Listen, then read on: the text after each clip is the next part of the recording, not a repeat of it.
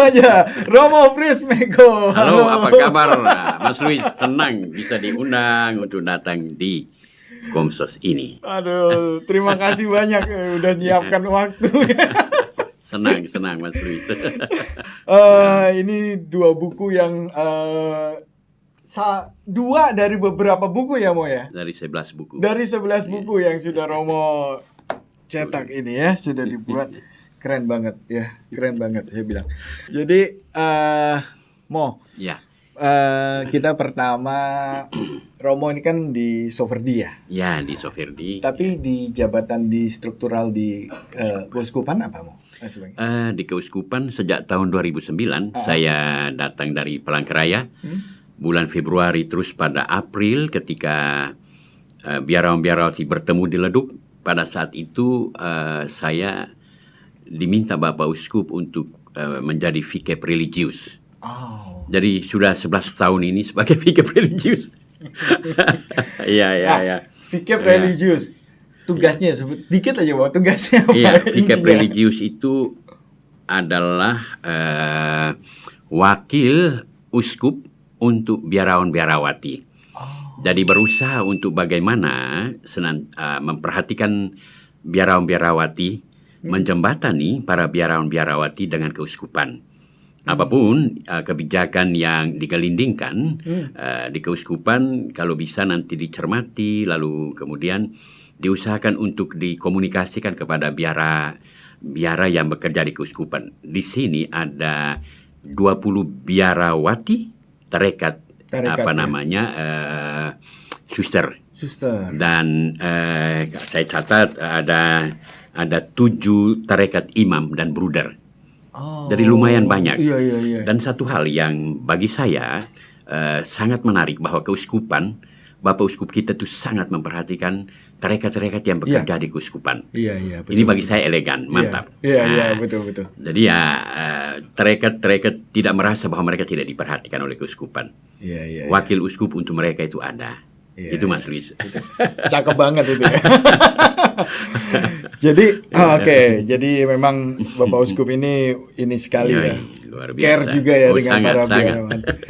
Nah, Mo, sekarang kalau gini, kalau kita mungkin para sobat ngopi, para umat ini juga banyak yang belum paham perbedaan Romo imam dari Projo dengan imam dari tarekat atau ordo ya. Yang itu apa? Perbedaan utamanya tuh di mana sih biasanya? Begini, sebenarnya dari sejarah gereja ya, yang namanya ordo, imam-imam tarekat itu sejak awal mereka itu adalah biarawan, artinya orang-orang yang hanya tinggal di balik tembok biara. Mereka tidak diperkenankan untuk masuk dalam ranah pastoral praktis. Tapi dalam perkembangan selanjutnya, ketika yang sebenarnya imam sungguh-sungguh itu adalah imam-imam dioses, itu imam, real imam. Iya. Mereka ditabiskan untuk berada di ujung tombak pastoral. Nah kemudian dalam perkembangan sejarah selanjutnya oleh Sri Paus, mungkinkah tarekat-tarekat itu ditabiskan anggotanya untuk ikut membantu penggembalaan gereja umat. Iya. Dari situlah mulai muncul ide bahwa kalau bisa tarekat-tarekat juga ditabiskan menjadi imam. Nah, maka akhirnya tarekat yang dulu hanya tinggal di biara balik tembok, ketika ditabiskan imam, mereka juga bisa turun ke paroki, menjadi gembala di sana. Jadi dalam hal ini membantu para imam diocesan untuk memperlancar urusan-urusan pastoral di dalam sebuah wilayah kegembalaan seorang uskup. Nah itulah. Maka dalam perkembangan selanjutnya, tarekat-tarekat itu dari sekian tarekat mentabiskan imamnya, lalu kemudian mereka diutus ke daerah-daerah misi. Contohnya, misalnya di Jawa sini, SY di Jawa Tengah pertama datang. Kemudian MSF, kemudian Pasionis dan sebagainya. Untuk SVD di NTT. Untuk OFM ya sudah Jakarta di Jawa. tapi juga Kapusin, OFM Kapusin itu di Sumatera atau di Kalimantan Barat, macam begitu. Tetapi di setiap keuskupan itu sudah ada imamnya, projonya.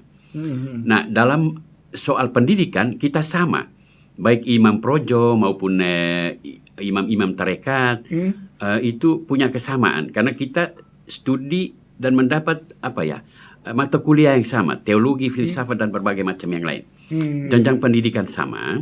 Kalau misalnya di projo itu mulai dengan tahun orientasi. Tahun orientasi. Ya, yang ada misalnya di Jati Jejer. Iya, tahun orientasi rohani. Rohani, ya. Lalu kemudian SVD atau tarekat pada umumnya novisiat. Postulan, novisiat, kemudian baru novisiat 2 tahun, baru mulai kuliah tahun pertama filsafat dan selanjutnya teologi.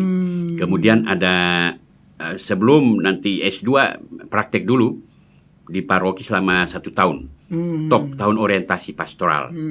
Baru nanti kembali dan melanjutkan teologinya begitu. Dan perbedaan berikut dalam soal spiritualitas. Kalau di tarekat, mereka mempunyai apa yang dikatakan konstitusi dan direktorium dan spiritualitas. Sedangkan di imam-imam projo, mereka itu mengikatkan diri pada nasihat-nasihat Injili. Ya, jadi tidak strict menghayati kaul seperti kemiskinan, kemurnian dan ketaatan. Tetapi de facto mereka tetap menghayati semangat Injil. Begitu ya.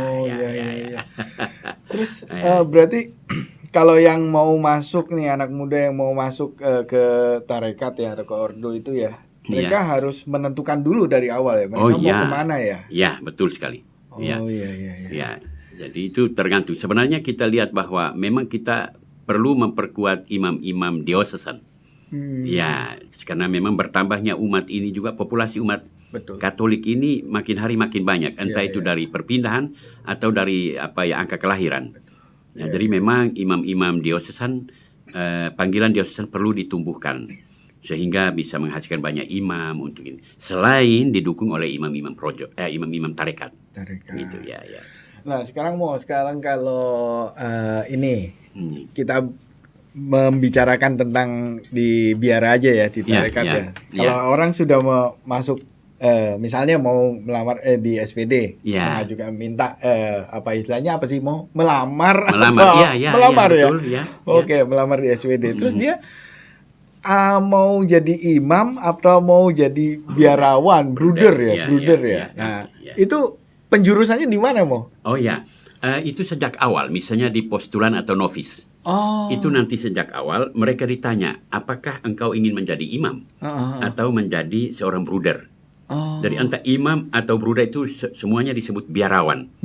Nah, pilihan itu terjadi ketika dia di postulan atau di novisiat.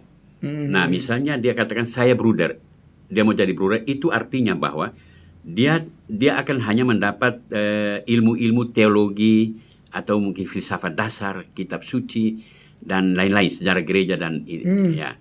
Kemudian nanti selanjutnya dia mengucapkan kaul pertama, kedua, ketiga.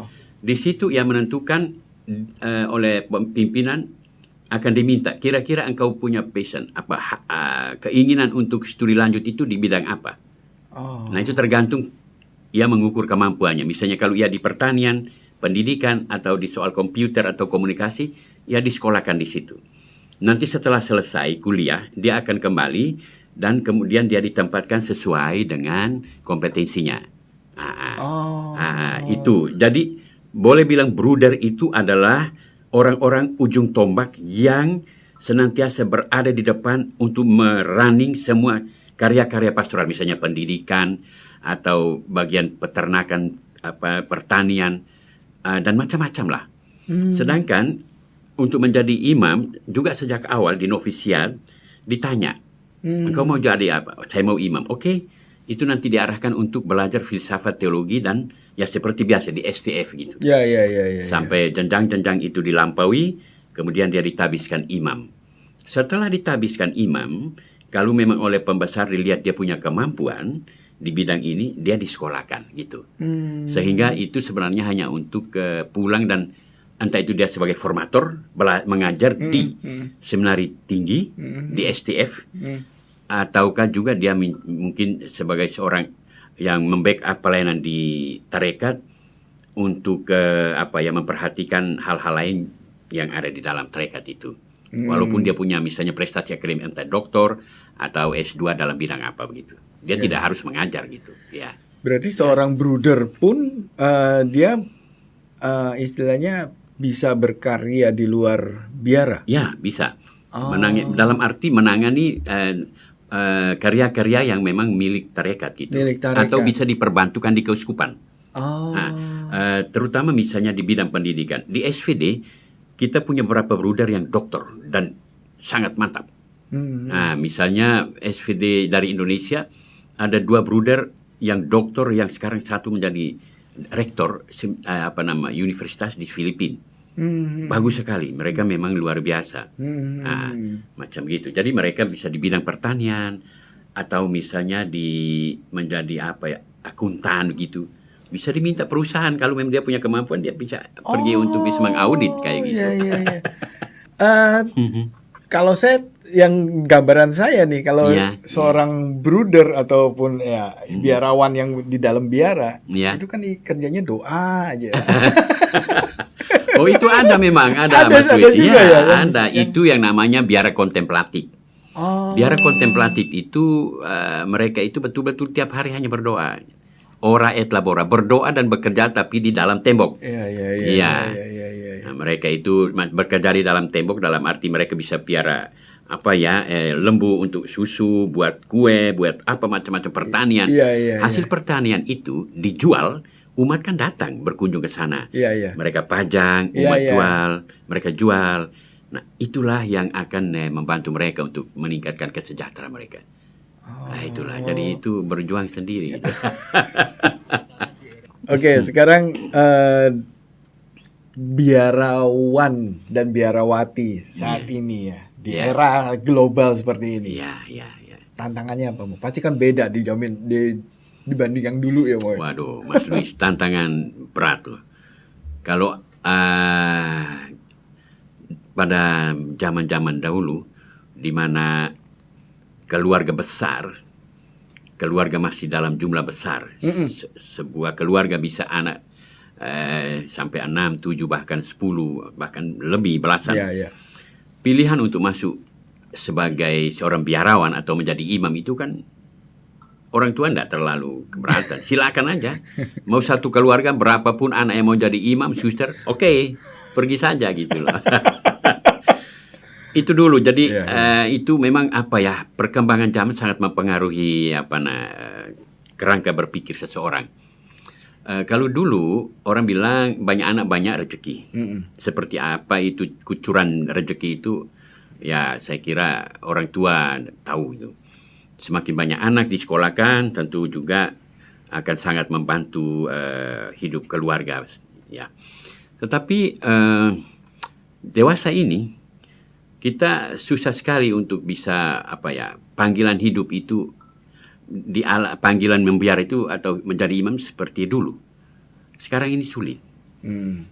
Itu menurut saya yang membuat orang itu agak enggan dan tidak terlalu berani untuk mengambil keputusan jadi imam atau biarawati itu karena keberhasilan KB.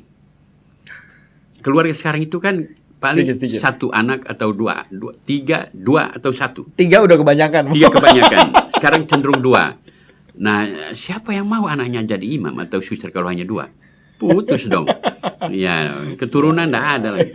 Ini menurut saya satu faktor utama yang sangat menentukan. Lalu yang berikut, wajah dunia yang menampilkan panorama begitu glamor itu sangat berpengaruh terhadap anak muda sekarang. Atau anak-anak muda hidup dalam satu kelimpahan material yang luar biasa.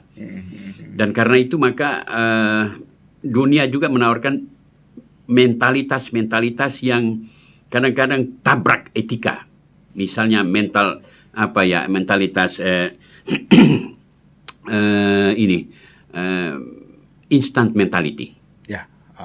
cenderung orang mau berpikir singkat saja, tidak mau panjang-panjang. Pola-pola proses mereka selalu ini. Kemudian dunia menawarkan kenikmatan yang luar biasa, konsumeristik dan sebagainya. Nah, orang-orang itu terpengaruh dengan ini, generasi muda, sehingga itu berpikir untuk menjadi biarawati itu atau imam itu tidak terlalu mudah untuk mereka. Kalau memang sampai ada itu betul-betul luar biasa, rahmat Tuhan terlalu luar biasa untuk mereka. Karena itu memang saya sering kali guyon begini untuk para suster atau mereka pada saat minggu panggilan. Saya bilang, kamu berani nggak?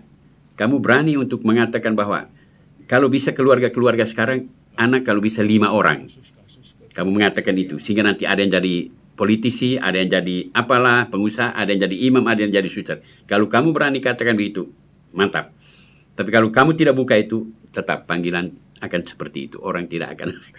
Contohnya Eropa kan? Kita contoh Eropa, sosiologi sekali bahwa realitas itu bisa dibaca dari Eropa. Ya toh, Eropa dulu kan keluarga besar, mereka kirim misionaris ke sini. Tapi perkembangan zaman setelah zaman begitu menampilkan realitas glamor yang globalis seperti ini, orang mulai tinggalkan gereja, tidak lagi agama hanya dilihat sebagai pantulan budaya, bukan sandaran spiritual. Akibatnya ya seperti itu, senyap. Panggilan tidak ada lagi. Ini satu contoh yang nggak perlu dicari. Ya, bukan tidak mungkin kita di Indonesia akan begitu, dan memang sudah nampak. Sekarang yang masuk jadi imam atau jadi biarawan itu pada dasarnya pada umumnya datang dari keluarga-keluarga yang masih cukup besar, dalam arti yang masih dari 5-6 anak itu. Dilepas satu masih apa-apa gitu. Dan pada umumnya masih dari daerah-daerah. Betul. Orang kota sulit sekarang. Betul. Maka itu tantangan besar yang perlu dipikirkan. Antisipasi kita terhadap masa depan seperti apa. Jangan-jangan seperti Eropa lah misalnya.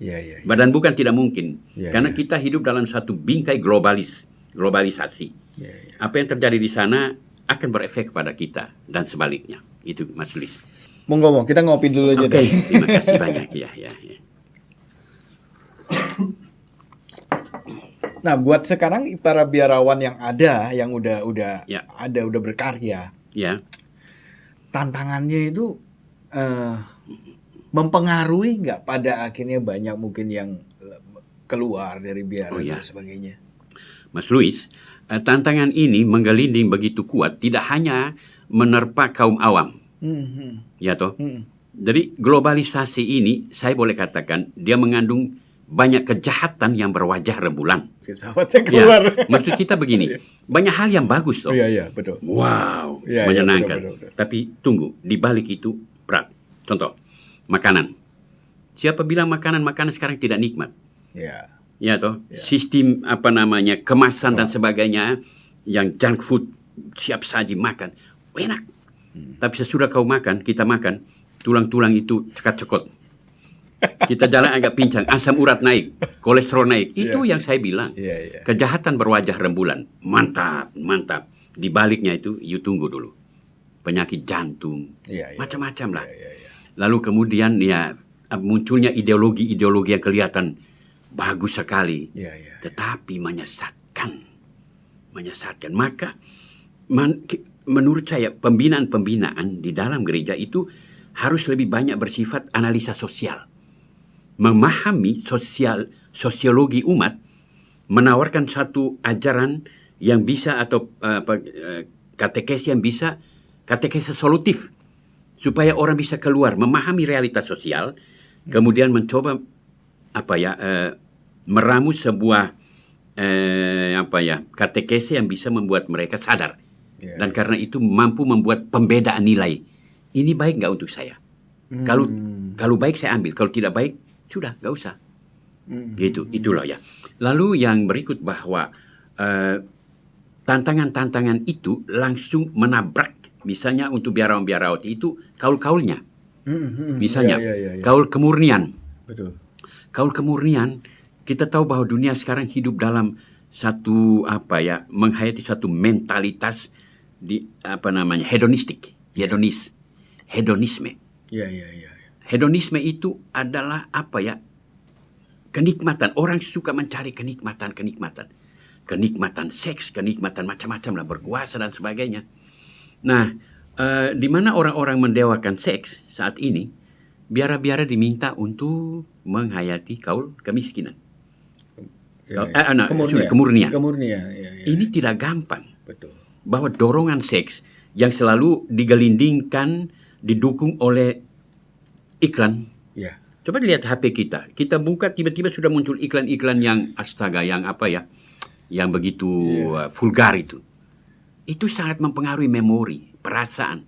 Jadi imajinasi seks itu muncul. Jadi itu sangat berpengaruh kepada kami. Tetapi juga kepada keluarga. Banyak keluarga tidak berpegang lagi pada kesetiaan hidup perkawinan. Hanya karena melihat film-film blue atau iklan-iklan yang kadang-kadang industri kemolekan tubuh itu sangat mendukung orang untuk tidak setia dalam hidup perkawinan maupun hidup sebagai seorang biarawan atau imam. Itu. Lalu yang berikut apa ya?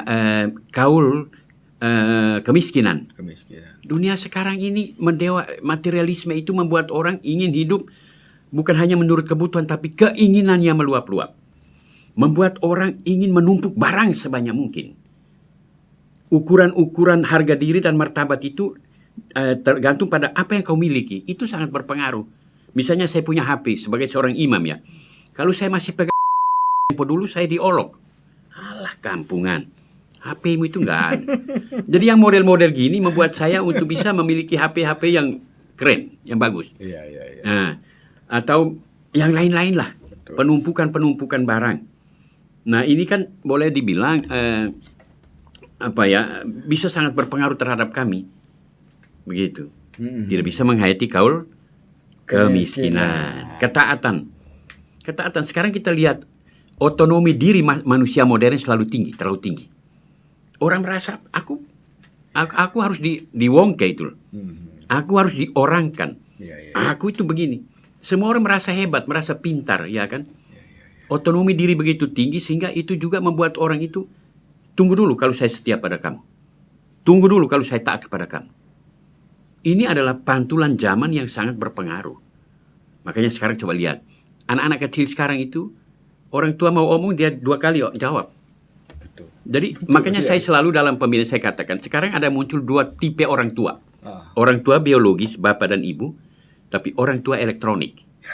Orang tua elektronik itu muncul melalui Wikipedia, Google, kemudian Twitter, Facebook. Anak-anak sekarang lebih suka dengar yang itu daripada orang tua biologis. Karena orang tua biologis dianggap lelet. Tidak mampu menjawab pertanyaan-pertanyaan secara jitu. Begitu buka bah Google, semua dijawab. Nah, itu ya anak-anak lebih suka yang itu. Sehingga terjadi kegelisahan pada orang tua biologis. Waduh, anak-anak sekarang kok tidak taat banget. Etika kok lemah. Tunggu. Memang bagaimana? Makanya bagi saya, orang tua sekarang harus punya adaptasi teknologi harus bagus. Kalau adaptasi teknologi lemah, maaf. Anak-anak akan lebih taat pada orang tua elektronik. Terus kami juga. Di dalam biara sama. Di dalam biara yang katakan kami juga satu keluarga, tapi keluarga institusi.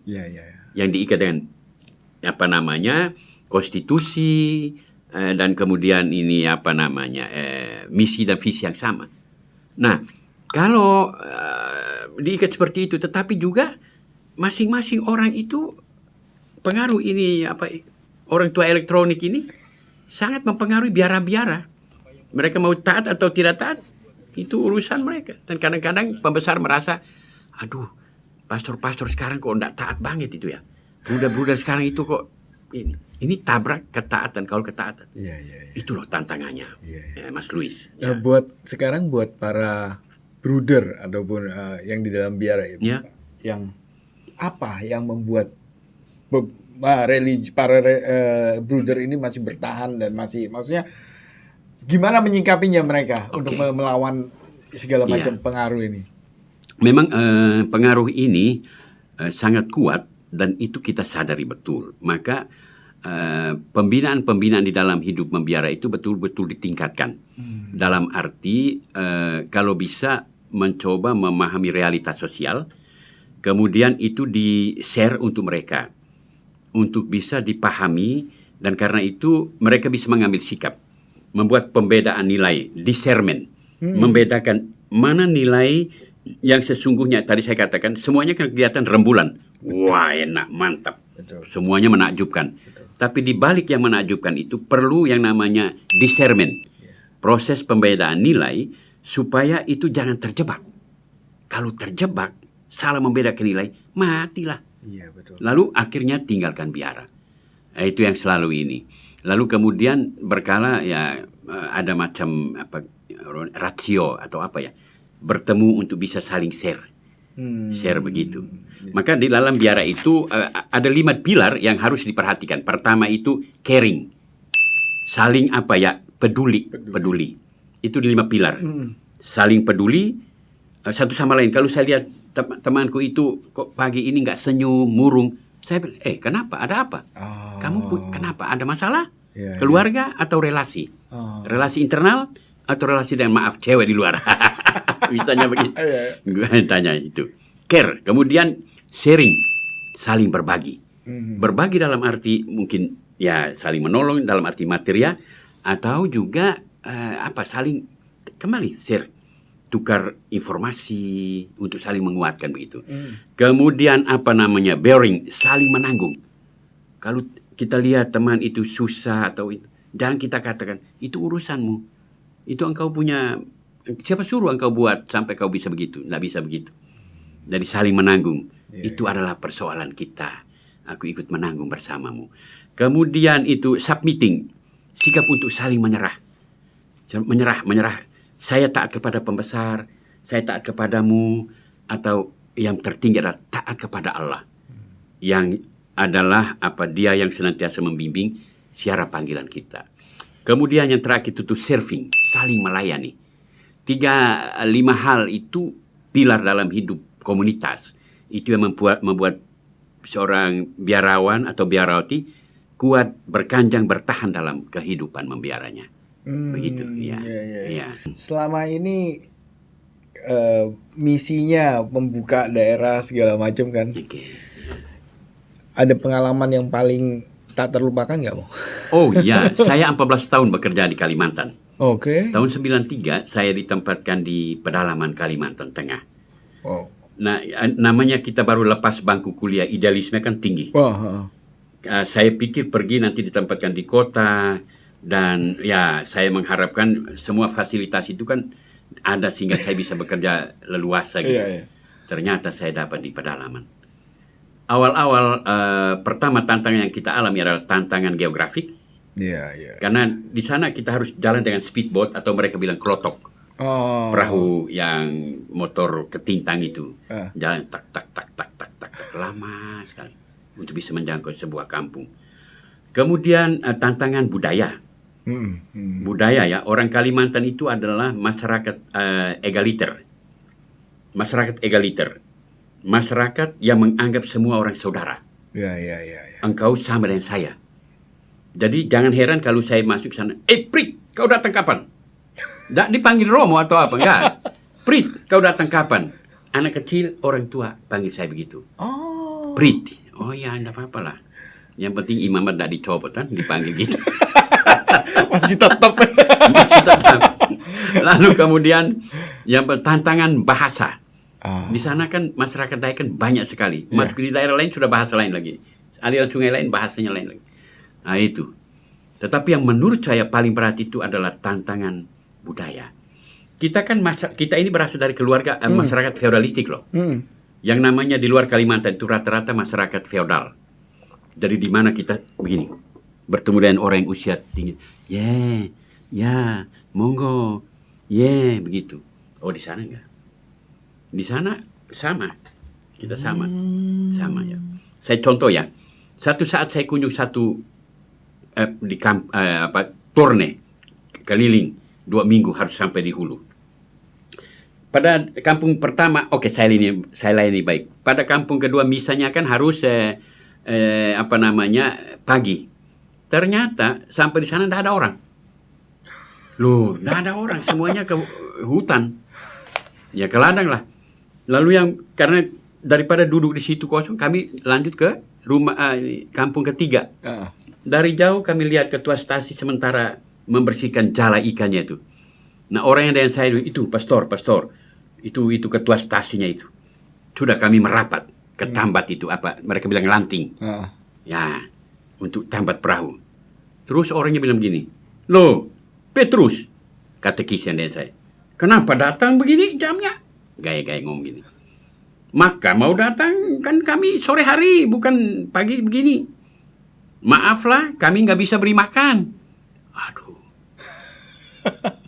Kami hanya bisa siap makan jam sore. Saya dengar itu, saya langsung, ya Allah, terus nanti makan di mana?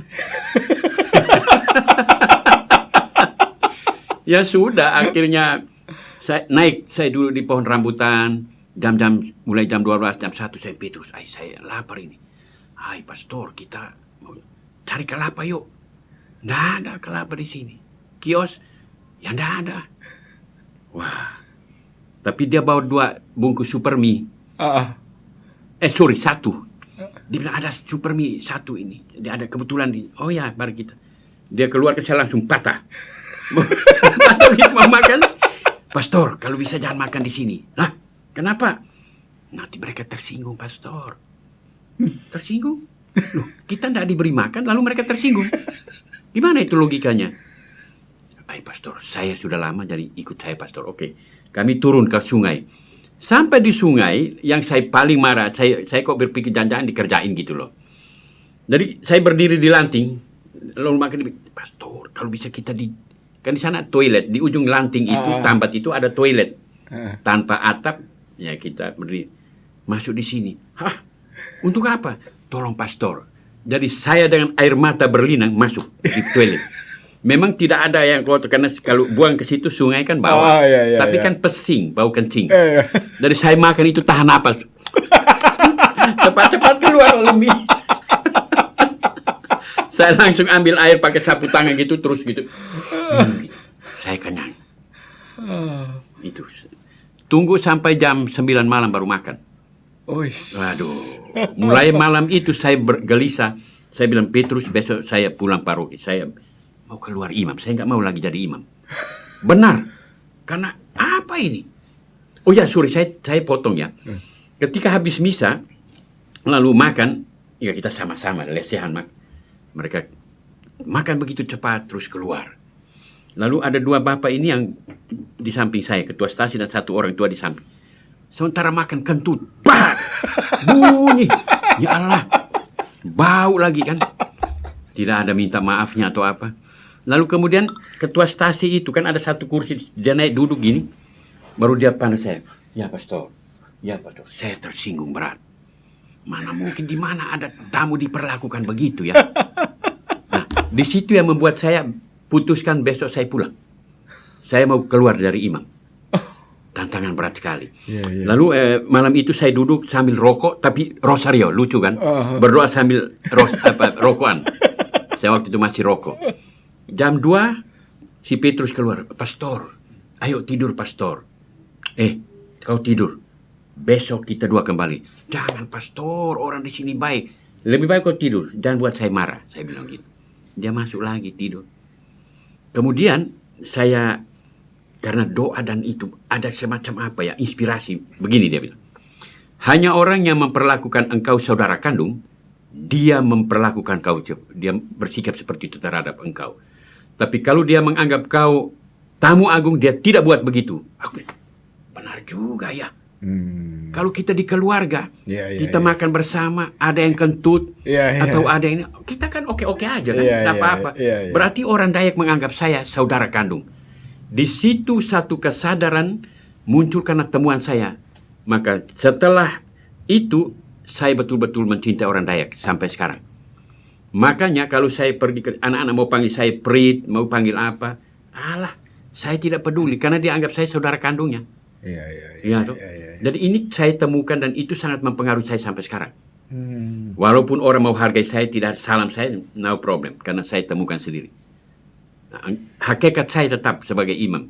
Kalau engkau tidak salam saya, imamat saya kan tidak, atau tidak negur saya, imamat saya kan lah hilang. Gitu loh. Itu ya. Iya. Wow, cakep. Oke, Romo Fritz. Terima kasih. Kayaknya bakal sebenarnya seru banget ini ya. Cuma waktunya Romo juga pasti nggak bisa kita ganggu lama-lama. Romo, terima kasih sekali lagi udah mampir, udah ngobrol.